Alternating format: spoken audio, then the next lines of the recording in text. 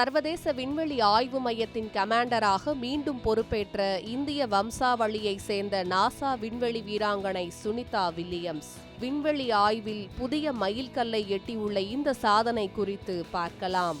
இந்திய வம்சாவளியை சேர்ந்த நாசா விண்வெளி வீராங்கனை சுனிதா வில்லியம்ஸ் சர்வதேச விண்வெளி நிலையத்தின் கமாண்டராக 2வது முறையாக பொறுப்பேற்றுள்ளார். விண்வெளி நிலையத்தில் நடைபெற்ற சிறப்பு நிகழ்ச்சியில் ரஷ்ய விண்வெளி வீரர் ஓலக் கோனானென்கோ கமாண்டர் பொறுப்பை சுனிதா வில்லியம்ஸிடம் அதிகாரப்பூர்வமாக ஒப்படைத்தார். இந்த பொறுப்பை 2வது முறையாக ஏற்றுள்ள சுனிதா சர்வதேச விண்வெளி நிலையத்தின் அறிவியல் ஆராய்ச்சிகள், குழு ஒருங்கிணைப்பு மற்றும் தினசரி செயல்பாடுகளை வழிநடத்தும் முக்கிய பொறுப்பை வகிக்கிறார். இது அவரது விண்வெளி பயண வாழ்க்கையில் மற்றொரு முக்கிய சாதனையாக பார்க்கப்படுகிறது.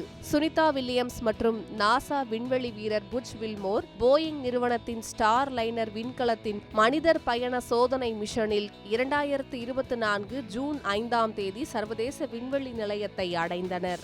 ஆரம்பத்தில் 8 நாட்கள் மட்டுமே நீட்டிக்க திட்டமிட்டிருந்த இந்த பயணம் விண்கலத்தில் ஏற்பட்ட தொழில்நுட்ப கோளாறால் எதிர்பாராத விதமாக நீண்டது. இதனால் ஸ்டார் லைனர் விண்கலம் இருவரையும் அழைத்து வராமல் பூமிக்கு திரும்பியது. இருப்பினும் விண்வெளி நிலையத்தில் தொடர்ந்து ஆராய்ச்சி பணிகளில் ஈடுபட்டு வந்த சுனிதா வில்லியம்ஸ் தற்போது கமாண்டராக பொறுப்பேற்று புதிய வரலாறு படைத்துள்ளார். அவரது இந்த சாதனை உலகம் முழுவதும் இந்தியர்களுக்கு பெருமை சேர்த்துள்ளதாக பாராட்டுக்கள் குவிந்து வருகின்றன.